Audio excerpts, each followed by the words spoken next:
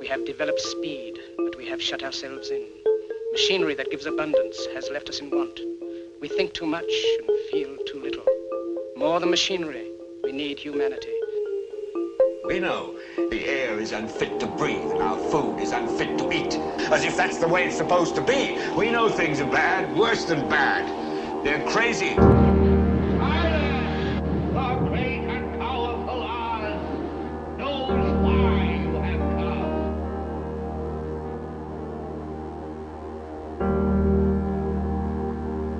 You've got to say, I'm a human being. God damn it.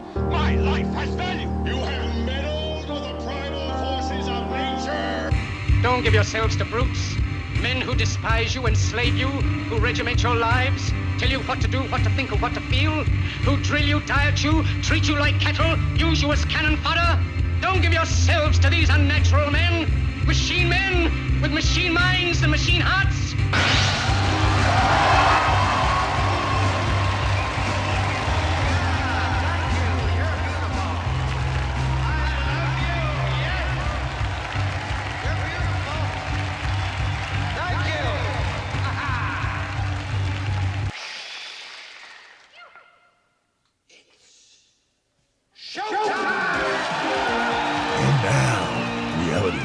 With Jason Bermas. And who loves you? And who do you love? Good morning, everybody. It's Reality Rants. I am Jason Bermas, brought to you by Red Voice Media. I'm a little extra perky today. Why? I've been up a long time. I almost feel like the RVM founder over there, Ray Dietrich.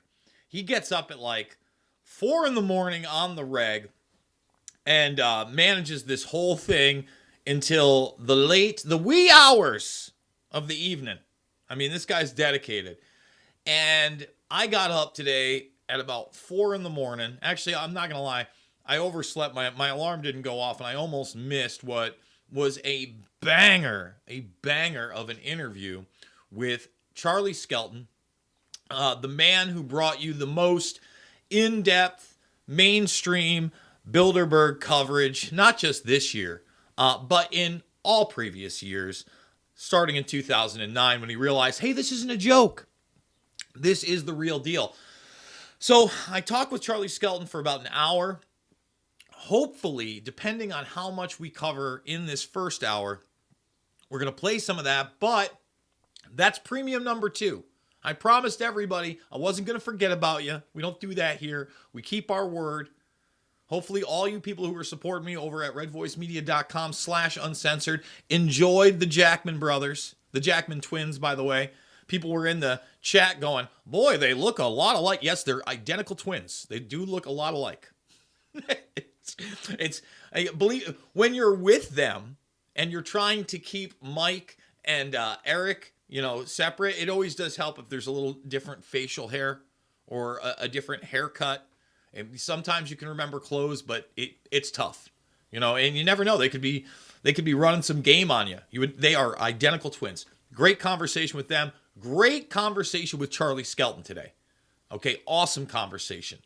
So we're going to probably play a little bit of that in the aspect of AI and Bilderberg, because AI is a huge, huge deal, especially right now in the post-truth world where the Tuckins and RFK Jr. are all falling for this latest alien psyop. It's not real, everybody. Okay? But we also have to look at the Tuckins returning to Twitter. Right now, it's like a running meter, right? Like, you know how you can go to New York City and they have the debt just keeps climbing and climbing and climbing and climbing and climbing and climbing and climbing to let everybody know that we're screwed. And they've had that for a long time. 62.5 million views, this 10.5-minute video. We're going to end up playing some of that in the next segment. But here's the deal, okay? Here's the real deal. He opens very strong, talking about a media that has lied to us about a multitude of things, including, 9/11 and the JFK assassination. Hammering it home, brother. Hammering it home. On top of that, okay, he takes what he starts with this piece about alien life, which has no substance, and I'm going to show you why it has no substance whatsoever in a moment. It's Johnny nonsense, everybody. My goodness. Drives me mad. You know, and this is just like Elon Musk. I will take these guys to task on this issue every time because I'm not a fanboy. You get it? Like, I'm a fan of the truth. I'm a fan of when people are doing the hard-hitting stuff and reporting on things no one else is. And it's great that he's no longer beholden. And I like how he also opened the Tuckins with, he says there are no gatekeepers here. If that happens to not be the case, we'll go somewhere else. Good way to start, bro. But then you just follow it up with the 9/11 stuff, the JFK stuff, into the alien stuff. And people are often surprised when they're not kind of in this geopolitical arena that I've been in now for 20 plus years, when I tell them that I don't believe that the mass amounts of UFOs, etc., are alien life. And then I say, look, is there a possibility that aliens exist? Sure. Is there a possibility they've been here? Sure. I've seen no evidence of it. I've seen no evidence of it. And this latest person, okay, and I want to show people, because we talked about it a little bit yesterday. It's out on debrief, and now it's being picked up everywhere, okay? Intelligence officials say U.S. has retrieved a craft of non-human origin. Now, the big thing is it's pointing to this guy. And, oh, look, he's got some medals. And that's not for me to denigrate anybody who served and earned medals. But, okay, great. What does he know? What has he said he knew? And there's a reporter at the New York Post. In fact, I'm going to pull it up. I'm not going to play the video, but he really dominated with the way he broke this down. Because all you have, get past the headline and get past the little snippety snip that you're seeing all over the place of aliens exist. It's wild, but there's this major psyop going on. No, that's the major psyop. You know, for those that don't know, we're going to learn a new word today. It's called chimera. Okay, chimera. That's really going to be the word of the day. Not alien, not extraterrestrial. Okay, chimera. So, this guy right here, I got to tell you, I don't know his other work. The New York Post has been one of the better mainstream outlets as of late. Used to attack 9/11 Truth, just like the Tuckins, viciously. Viciously. This is Stephen Greenstreet, okay? I shared some thoughts on the UFO whistleblower claims government has aliens thing. And he's dead right on everything. First of all, who brought you all this UAP Elizondo nonsense? The New York Times. You trust the New York Times? Anybody with a brain in their head at this point knows that the New York Times is one of the worst. One of the most prominent establishment mouthpieces. Now, the things that he points out are this. Number one, this guy has no firsthand claims of seeing alien aircraft, okay, or alien bodies. He has only talked to other officials inside the government that have told him the stories. So he has firsthand nothing. Johnny nonsense. And what have I always talked about? That we still don't have any physical evidence. We certainly don't have any convincing video, which now, I don't know how you get convincing video because we're here. We're in the deep fake era. It's going to be tough. You know, years and years and years ago, there were those videos that surfaced of supposedly aliens coming into Washington, D.C., and they're pretty well done, but they're fakes. You know, there's some actually really good debunkings of them. That didn't stop it from Hearst Publications putting it in documentary series that you see on the History Channel, H2, Discovery, AHC, and all of them. That's on purpose. This is something also I want everybody to know was cleared by the military to come out. Like, you can't reveal things that are top secret. But because this guy has no firsthand knowledge, he's allowed to talk about conversations he had with other parties as long as he doesn't disclose who they are. Why are we trusting intel agencies and intel sources? So now let's get to the word of the day. Okay? Let's get to the word of the day. Chimera. It's such an important word. A chimera is simply a biologically created life form or organism. It can be very, very tiny. It can be bio-nanotech. You can argue that chimera tech in the form of biomedical treatments, it's been around for some time now. And it's being ever more commercialized. But then let's get it on a large scale. Okay, the kind of scale where, according to Annie Jacobson, and take it with a grain of salt because you know what we're dealing with? We're dealing with an eyewitness account. Now, this person did have firsthand knowledge of Area 51. I don't believe has still named this source or not, the person who at the end of their conversations, when she asked him, what have you told me in comparison to what you did if she had a crouton, I think it was, on this plate. If this is the crouton and the rest of the plate represents your knowledge, he goes, it wouldn't even be like that. He said it would be the entire table or the surrounding area in the crouton. But what he did reveal, according to him, is that the Roswell incident was instigated by Stalin, was dropped via a other aircraft, and had human beings that had been genetically modified to look like aliens via Joseph Mengele. Believe it? Don't believe it? Okay. But believe this. When she asked him, well, if that was the case, why wouldn't we just blow the whistle on them? And he said something very simple.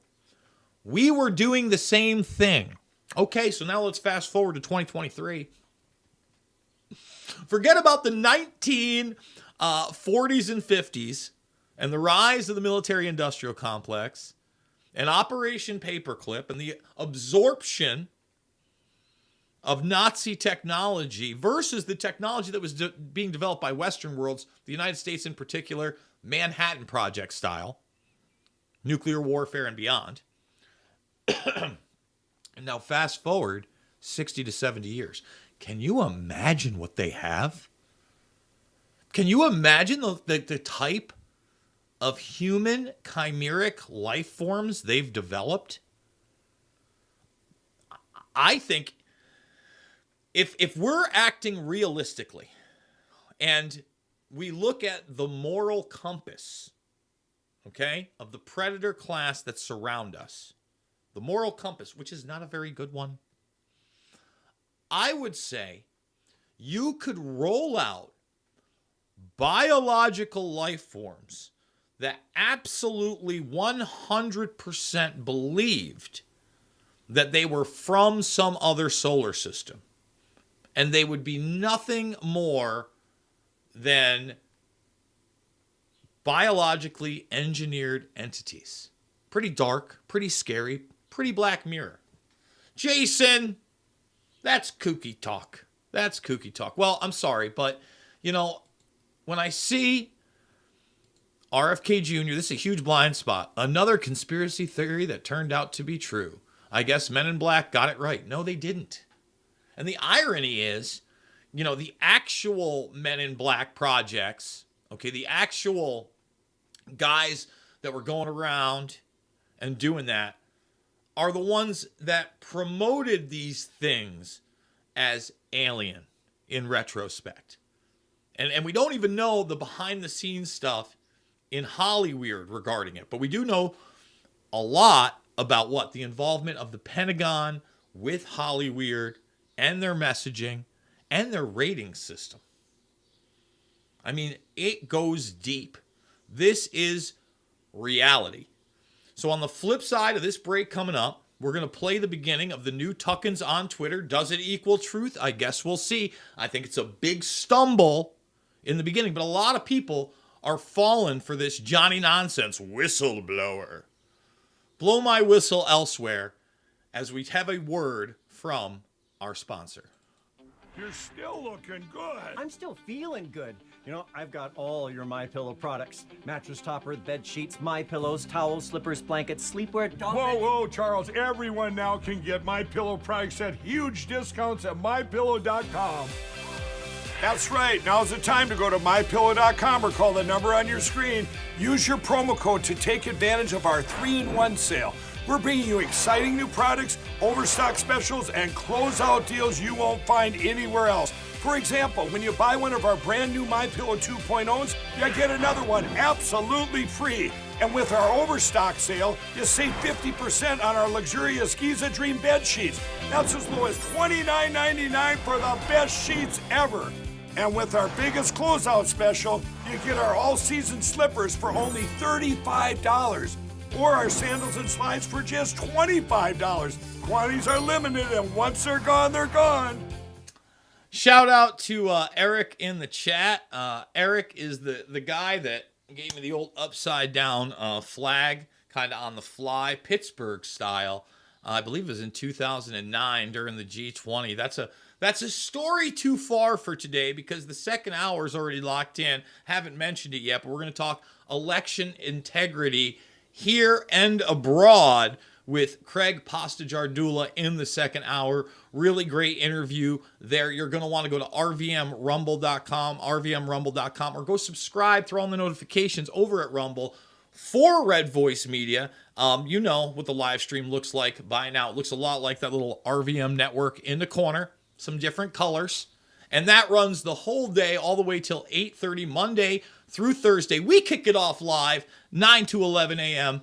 Eastern Time. Okay.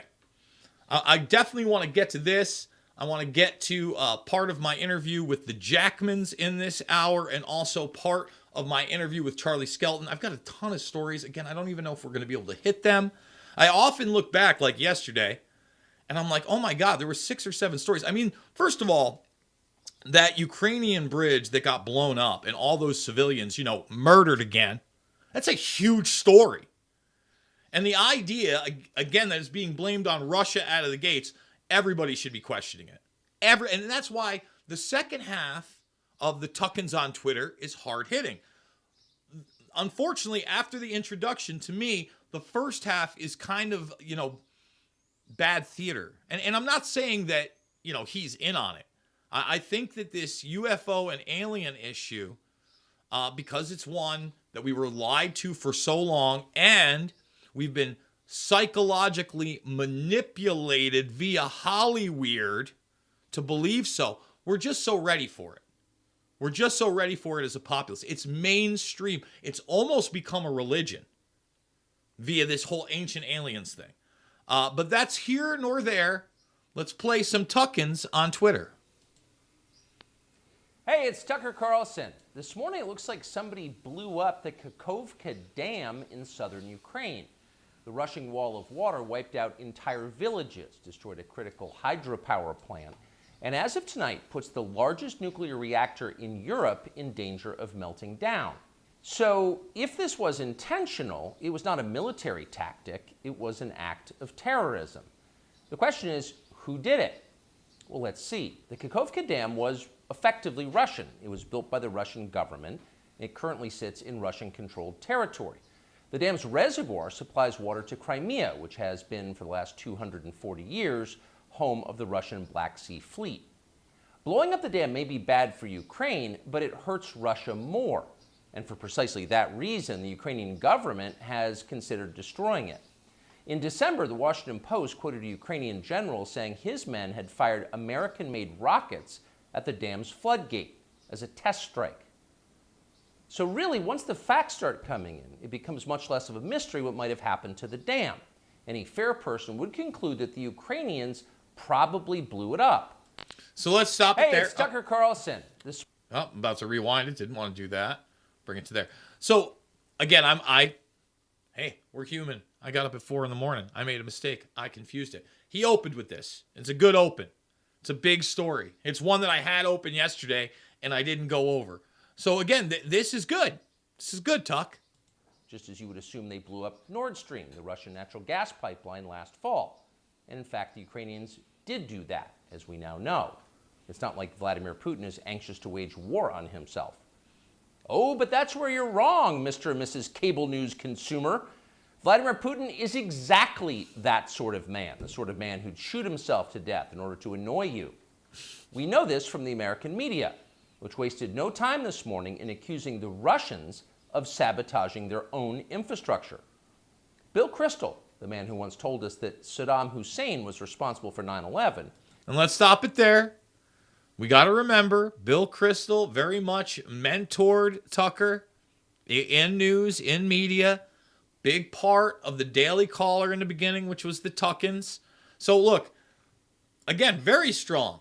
Very, very strong. I'd like him every once in a while, however, to throw that part in. Right? That's also part of the story. That, you know what? He has apologized for William Kristol. He shouldn't have to do it again and again and again. But it's worth noting, right? And I'm glad he throws some shade on Bill Kristol.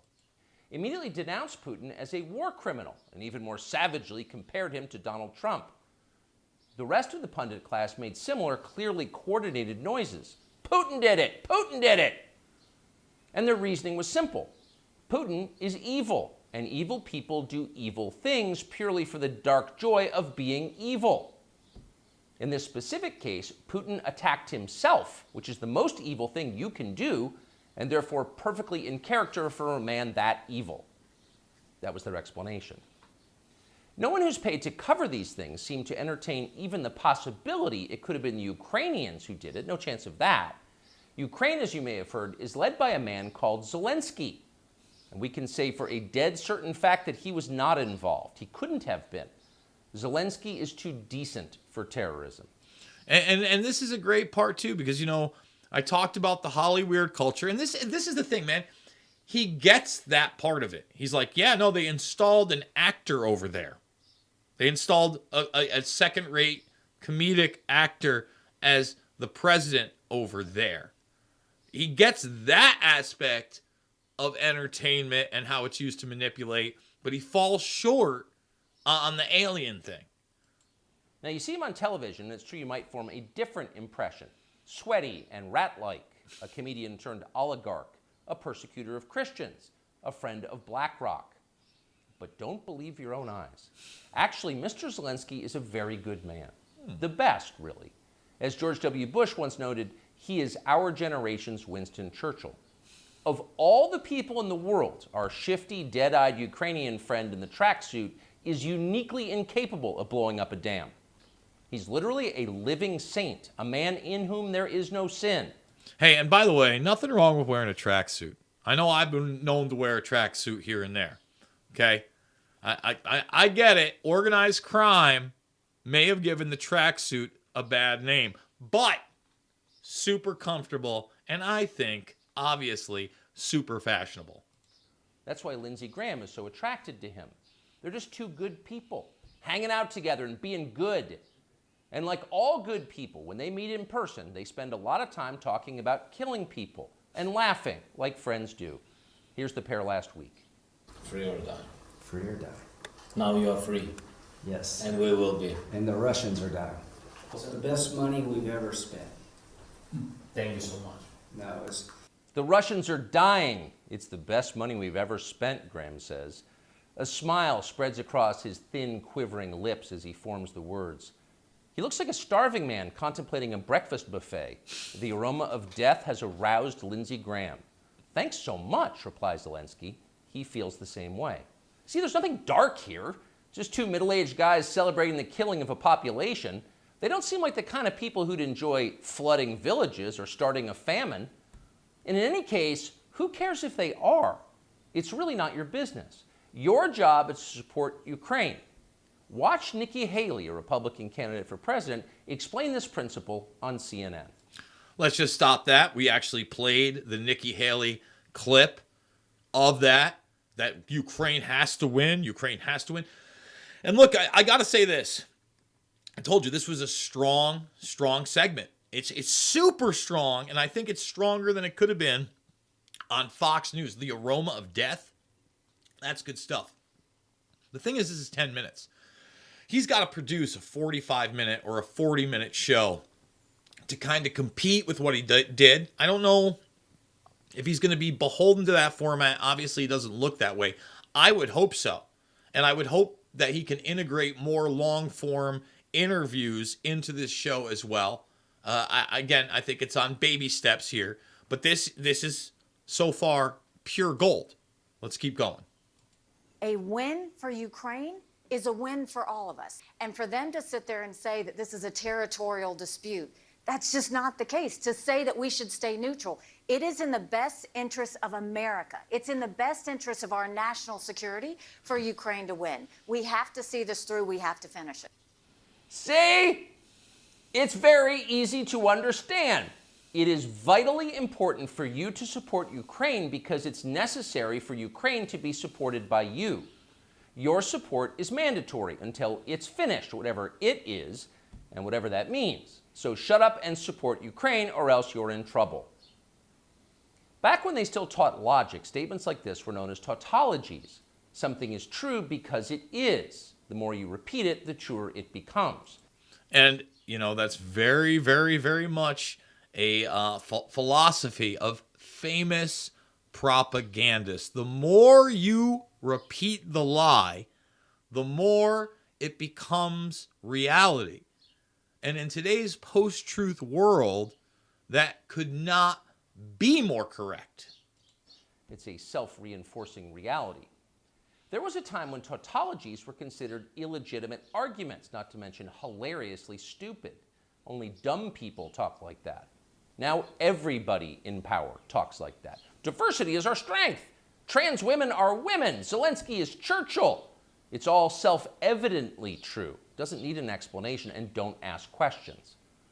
Sound familiar? Of course it does. That's the pap they're serving us day after day in steaming, lumpy portions. By this point, it's possible that American citizens are the least informed people in the world. Your average yak herder in Tajikistan knows who blew up the Nord Stream pipeline. It's obvious. Does he think some skinny dude in a dress is actually a girl? Come on. That idea would never occur to him. You've got to be lied to at full volume over a period of years in order to reach conclusions like that. And of course, we have been. The media lie. They do. The media lie, they do. And this is where it goes from possibly the strongest part of this to the weakest part with the alien story. That's why it's heartbreaking to me. But mostly they just ignore the stories that matter. What's happened to the hundreds of billions of US dollars we've sent to Ukraine? No clue. Who organized those BLM riots 3 years ago? No one's gotten to the bottom of that. What exactly happened on 9/11? Well, it's still classified. How did Jeffrey Epstein make all that money? How did he die? How about JFK? And so endlessly on. I mean, bam! They lie. They do. All legit. All legit. And by the way, can we get 100 thumbs up? Can we get a like? Can we get a share? Can we get people to come on over to the premium at redvoicemedia.com/uncensored? Stay tuned and find out. Not only are the media not interested in any of this, they are actively hostile to anybody who is. In journalism, curiosity is the gravest crime. Yesterday, for example, a former Air Force officer who worked for years in military intelligence came forward as a whistleblower to reveal that the U.S. government has physical evidence of crashed non-human-made aircraft. So, once again, this is where it gets disappointing. This gets mixed in with all that legitimate stuff. When this is not, again, I want to repeat this is not a whistleblower. He doesn't claim to have any firsthand knowledge of any of this, but simply has talked to those within the military who have. It's not the same thing. And as I've said, I very much believe that these craft exist. I think that the vast majority of them are military-run propulsion systems, weapon systems, etc. All right, I really, truly believe that. And does that leave it open for the possibility? Yes. I haven't seen the evidence. I've read a lot. I haven't seen the evidence. The disinformation runs thick. And like I said, at this point, biological entities that claim to be or look like, quote unquote, aliens that are produced by our black projects are a very real possibility. We'll talk about that and more on the flip side of this commercial break. Welcome to Reagan Gold Group. We're glad you're here. We understand that you're probably feeling the pain of rising inflation and are worried about how it may be affecting your hard-earned savings. Thanks to H.R. 5376 passed by President Biden, many 401k and IRA savers are facing a nightmare. Governments are printing fiat currency at an alarming rate, which means that the value of your savings is being eroded day by day. However, there is a way to escape wealth confiscation. Precious metals such as gold does not depreciate over time and is a sound investment that keeps on growing. Physical gold is not subject to fraud, and as inflation rises, so does the price of gold. It's an investment product that is renowned for its ability to hedge against inflation. I'm Leith Eaton, the Senior Account Executive here at Reagan Gold Group. We offer 100% free IRA rollovers with free storage, maintenance, and insurance for up to 3 years on qualified orders. We understand that your financial needs and goals may change over time, which is why we offer a hassle-free buyback commitment. This allows you to sell your precious metals any day, anytime at the current market value. Whether you're looking to cash in on your investment, diversify your portfolio, or simply need some extra cash, our buyback commitment is here to support you. We offer a price match guarantee to ensure you get the best price for your precious metal investments. Contact us before making a purchase and we'll beat any competitor's price. We also understand the importance of the safe and secure shipping of your metals. That's why we fully insure all orders shipped to our customers with signature required. Book a free consultation with us now to learn how you can invest in precious metals and hedge your financial future. And for a limited time, we're offering up to $2,500 in free gold and silver. Don't miss out on this limited opportunity. Contact us today to take advantage of this amazing offer.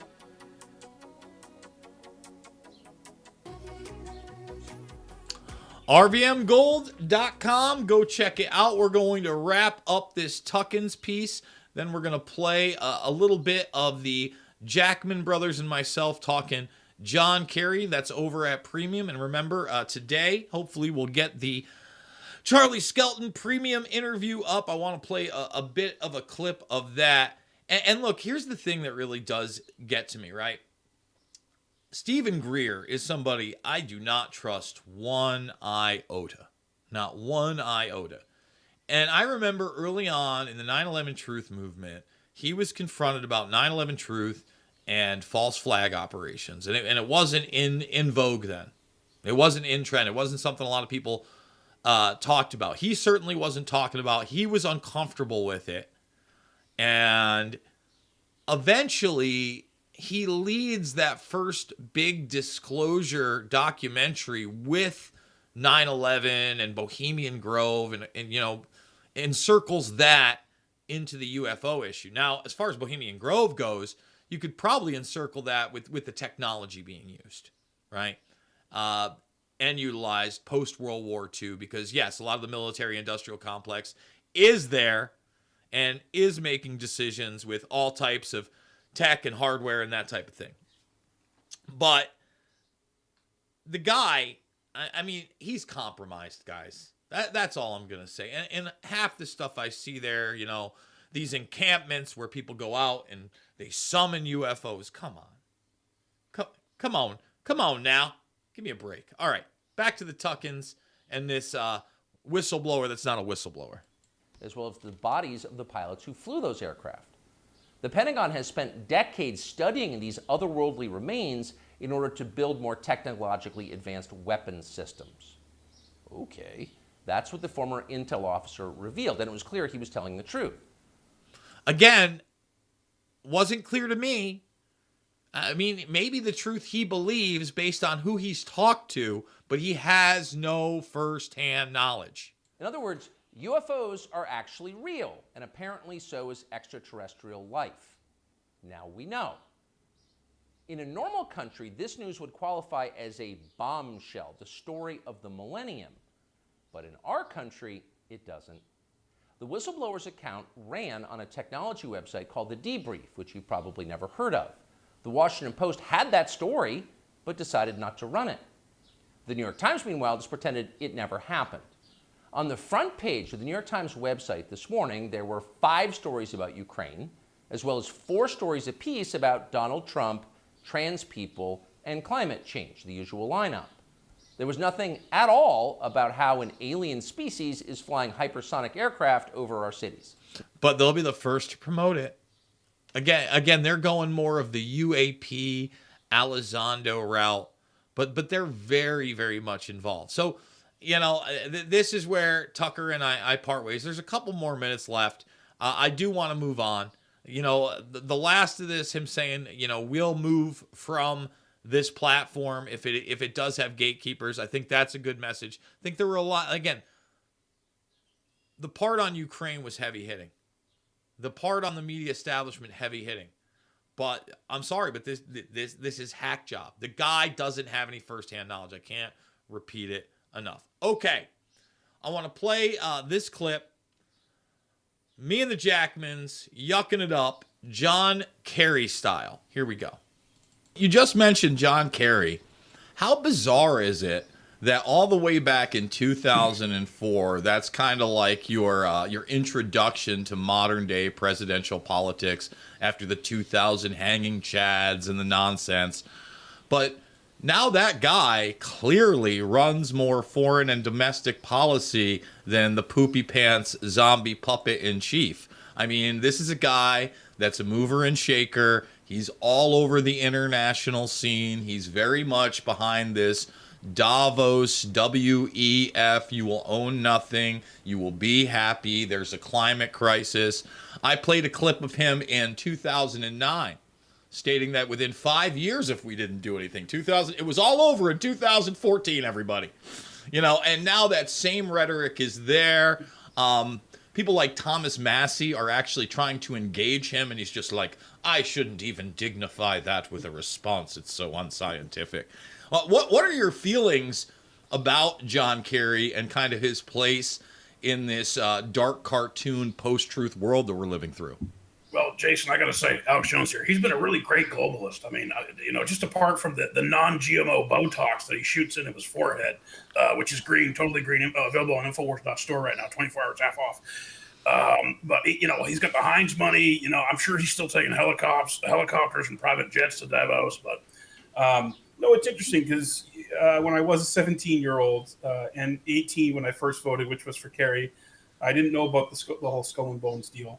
And some people, like some Howard Dean supporters, are like, well, why are you supporting him? He voted for the Iraq War. And I was like, yeah, but he said he's going to end the Iraq War. He's a Vietnam veteran. He protested Vietnam. And one of my history teachers from middle school was like, I served in the infantry in Vietnam. I never had any cameras following me around. And I always thought that was an interesting point that he said to me. So, and I'm not questioning anybody who joins the military or a veteran, but it's just my history teacher, who was a hardcore Vietnam veteran, made that point to me, and that always kind of stuck with me. Wasn't that part of like the Swift vote campaign against Kerry too? I generally remember there were people that were veterans from that era that had either served around Kerry or with Kerry that were vehemently against the narrative that had been put out that he was some kind of a dissident or war hero, because he was, I believe, in the Senate hearings regarding the Vietnam War in the early 80s when they were reviewing it, and that was kind of his political takeoff. Yeah, and he was part of Winter Soldier, I think, the late 1960s, or maybe it was the early 70s, the first iteration of Winter Soldier. And there was the whole controversy, did he throw his medals versus did he just throw his ribbons? And I always kind of thought they made a big to-do out of that. But more importantly, Kerry is a globalist at this point. He's a made man. He's one of the boys. He tried to model himself after Kennedy. There's photos of him, I think, sailing with JFK. He got to meet him and everything. And he really tried to chart that path in Massachusetts politics. But then after the 2004 election, I saw the clear fraud that was taking place in Ohio, and that also got me very interested in election fraud. One he bent the knee for, which is very odd for somebody that was trying to win the president. Yeah. It wasn't just Ohio. Ohio was the main state. We actually highlighted that today, and that mainstream articles were daring to question the election and who was overseeing it inside of Ohio. There were allegations that you had ballots moved in the middle of the night. Ooh, we had ballots moved in the middle of the night. And then, of course, the overall beginning of the institution of what was then largely Diebold machines, but machines nonetheless that you really couldn't audit. Continue. Yeah, exactly. So after 2004, I saw some reports about, they wanted to do a recount in the 88 counties in Ohio. And it was actually Michael Badnarik from the Libertarian Party and David Cobb from the Green Party that were even really saying anything or trying to have any kind of legitimate recount.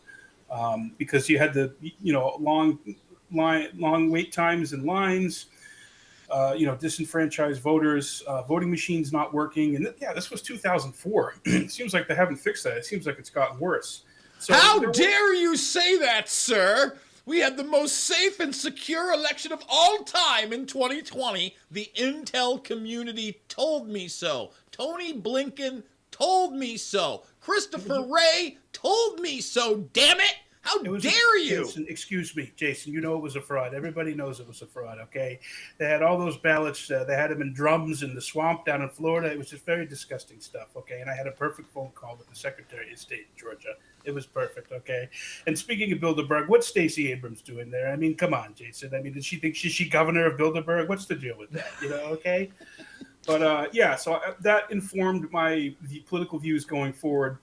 And after 2004, I no longer considered myself a Democrat. I went independent, and then from every election forward, I always went with who I thought was legitimately the most anti-war and legitimately talking about real issues like the Federal Reserve, foreign policy, the corruption of our agencies, and that's where we are today with RFK Jr. That's why we're so excited for his candidacy.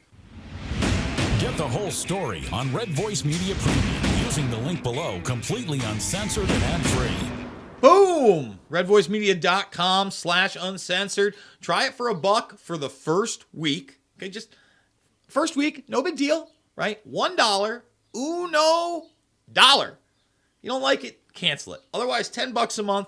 Lock it in if you really want to support the broadcast. At $100 for the year, save yourself $20. And then every 2 weeks, they go free anyway. And they're in-depth, really fun interviews with smart people, with people that are in the political arena. The Jackman brothers just had that video that's gone viral in many respects with RFK Jr. They're not afraid to challenge the status quo and be hilarious while doing it. I think that's important. Okay, I want to hit some of these stories down the line before we hit our next commercial break. Because, they mentioned Bilderberg. And the discussion I had with Charlie Skelton about Bilderberg, I think, is of the utmost importance. And I do want to play just a small segment of that regarding AI with Charlie. So we're going to do that in the final segment of the first hour. Remember, the second hour, completely and totally free. We're talking election integrity with Craig Pasta Jardula and a whole lot more over at RVMRumble.com. So, Musk concedes Twitter ad revenue is down almost $100 million, but blames liberals for trying to bankrupt the platform and kill its free speech as new CEO Linda Yaccarino takes the reins early. This is the WEF person. This is a person that's also behind ESG, SDG. $100 million, for something he paid, I don't know, $44 billion with investors. It means nothing. It's all smoke and mirrors, everybody. All smoke and mirrors. Make no mistake about this. Isn't a real power struggle. I saw this Johnny Nonsense post by Occupy Democrats talking about how the MAGA brand is the most distrusted now, along with MAGA Twitter. Twitter's now MAGA. Meanwhile, a guy like me has had to kick and scream and struggle and scrape just to get who we've got following us and get almost no engagement. The Tuckins is 62 million and counting for his stuff. If I got 62,000 views on a video, which, back in the past when the algorithms were somewhat fair and didn't censor you, wouldn't have been a problem. That would be mega at this point. Let's keep going down. Does nobody at JP Morgan have a conscience? 3 Jeffrey Epstein victims write scathing letters pleading for bank executives to admit they knew about his abuse. Of course the emails are out. The payments are being made. The reality is being exposed, and we're going to talk more about that, give you a little sample of the Bilderberg stuff on the flip side of this commercial break. Do you owe $10,000 or more to the IRS? Have you been threatened with levies or have unfiled returns? The IRS is hiring 87,000 agents to boost IRS collections, and they have the power to seize assets, freeze bank accounts, and they can even take your home. Tax Network USA can help you today before it's too late. Our CPAs and certified tax experts have proven strategies that work for taxpayers time and time again. These same strategies have saved over $500 million in back taxes, permanently resolving tax debts for good. Stop collections and get relief today before it's too late. We love the internet, but the internet is tracking everything you do. Take control of your online I love the internet too, but we're going to save that commercial for the final commercial, even though I do use IP Vanish. You get like a little half commercial. Sorry about that, guys. Sorry, I was reading the headline of this next story. I was choosing which ones to hit before we get into the Charlie Skelton story. I couldn't help but do this one. New York City unveils $11,000 safe drug use vending machine in Brooklyn that gives out crack pipes, Narcan, and fentanyl test strips for free. Yikes. And the next one will also have syringes. And I talked about the story in Oneonta. They actually had a dispensable Narcan machine for a town in upstate New York. That's how out of control things are getting in the state of New York, whether you're in the city or outside of it. They are coddling criminal behavior, number one, with their no bail deal. I'm just cycling them in and out of the system, but then also promoting destructive behavior that leads to more crime and does nobody any favors. This is stuff that should concern every single damn one of us. Okay? It's a big deal. Mike Pence in the running. Here he goes. Who's voting Mike Pence? Absolutely nobody. I think that he's there to try to earn a position in somebody's cabinet if for some reason they elect a Republican this year. He obviously has no real chance. He's so disliked by the Trump base, which is a huge sect of the conservative and Republican Party, whether you want to admit it or not. That's just reality. So Pence is here to again, promote Johnny Nonsense establishment talking points. Arnold Schwarzenegger, again, talking about his Nazi father and talking about the abuse he suffered from his father. I don't know how genuine the guy is. We've shown him yucking it up with Bloomberg, literally wearing a belt buckle the size of my face that has the Nazis' death head on it. And it's not just the skull and bones, it's the specific Nazis' death set. It's on the cover of Time magazine. Is that guy genuine? Come on now. I mean, what do you think? Do you believe he's genuine? I have my doubts, everybody. I have my questions.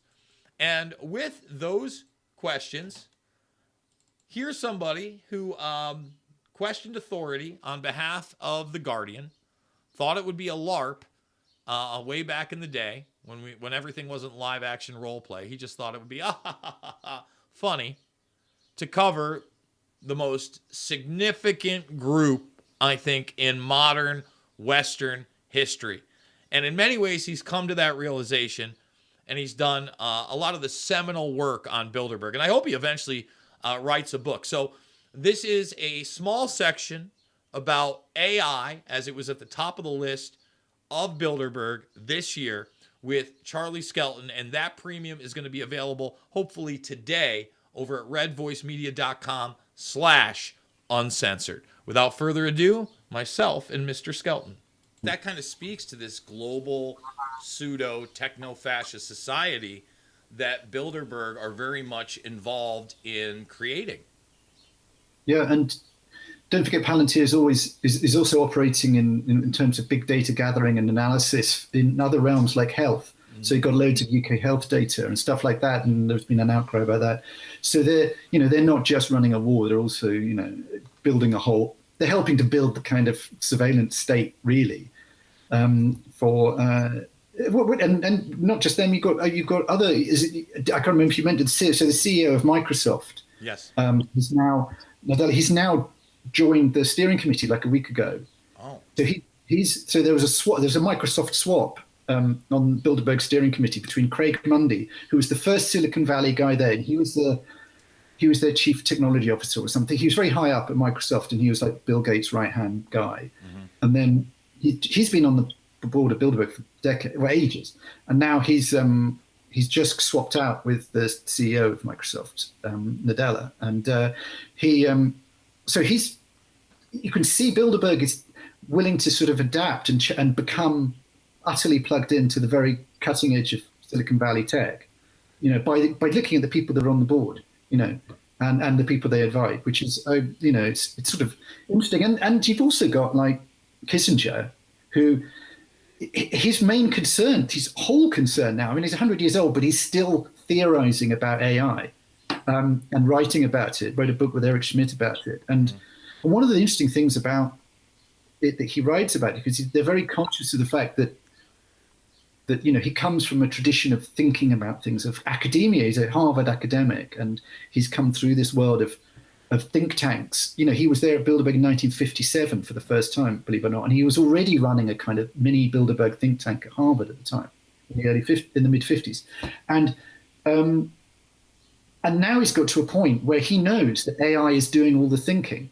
So you've got this thing, you've got Sam Altman there, who runs OpenAI, and they must know that they've built a thing which has sort of made Bilderberg redundant in a kind of way, which is that so they pride themselves on having this time. They make this the whole sort of raison d'etre of Bilderberg is that people have time to chew over these things over this period away from the cameras and the press, etc., etc. But time is one thing that AI is compressed down for nothing. If you use GPT, it's just like that. You could say to it, okay, you could give it all of the training data from all of these academics that they invite and just churn out their opinion on, a kind of version of their opinion on whatever. So, what I mean is they're in an odd situation where they're embraced, like so many fields, they're embracing the thing which is going to make them redundant, which is, why would anyone bother holding a Bilderberg conference in 5 years' time, right? Why? Well, I would say this. The reason they're doing it, well, not only because the AI, in my opinion, is kind of garbage in, garbage out. It's only able to work with what you put forward to it and what you program it with the algorithm.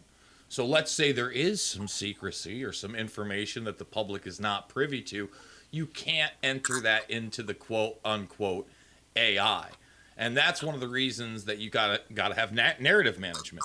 And one of the things that we've yet to discuss is the fact that, yourself and a handful of independent journalists, you mentioned Josh Friedman, Dan Dix on the scene, and I believe his name is Frederico Duarte was the other gentleman there.